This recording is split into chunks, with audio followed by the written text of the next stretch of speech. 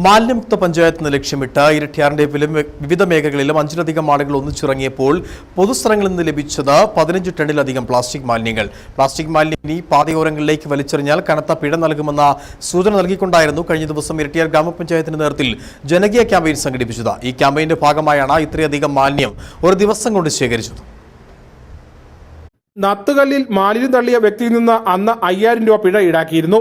കഴിഞ്ഞ 3 മാസത്തിനിടെ നിയമലംഘനം കണ്ടെത്തിയത് 15 പേരിൽ നിന്നായി 61,000 രൂപ പിഴ ഈടാക്കി. മാലിന്യമുക്ത നവകേരളം ക്യാമ്പയിന്റെ ഭാഗമായി കുടുംബശ്രീ, വിവിധ സാമൂഹ്യ സാംസ്കാരിക രാഷ്ട്രീയ സംഘടനകൾ, ഓട്ടോ ടാക്സി തൊഴിലാളികൾ, വ്യാപാരി വ്യവസായികൾ എന്നിവരുടെ സഹകരണത്തോടെയായിരുന്നു ശുചീകരണ യജ്ഞം സംഘടിപ്പിച്ചത്. പഞ്ചായത്ത് അംഗങ്ങൾ, CDS ചെയർപേഴ്സൺ, ഹരിത കേരള മിഷൻ എന്നിവരുടെ നേതൃത്വത്തിൽ അയൽക്കൂട്ട യോഗങ്ങളും സംഘാടക സമിതിയും രൂപീകരിച്ചാണ് പ്രവർത്തനങ്ങൾ ആസൂത്രണം ചെയ്ത് നടപ്പിലാക്കിയത്.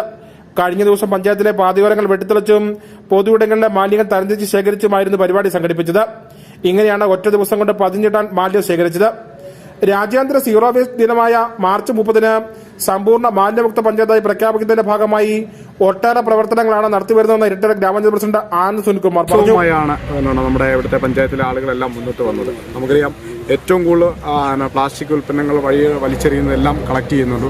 ജനങ്ങളെല്ലാം വലിയൊരു ക്യാമ്പയിനായി ഏറ്റെടുത്തപ്പോൾ അത് 2 ദിവസക്കാലമായി നമ്മളത് കളക്ട് ചെയ്ത് ഓരോ സൈഡുകളിൽ കെട്ടിവെച്ചതെല്ലാം എടുത്തുകൊണ്ടിരിക്കുകയാണ്. ഏകദേശം ഇപ്പോൾ 15 ടണ്ണ് മുകളിലാണ് ഇപ്പോൾ പ്ലാസ്റ്റിക് നമ്മളിവിടെ വന്നുകൊണ്ടിരിക്കുന്നത്.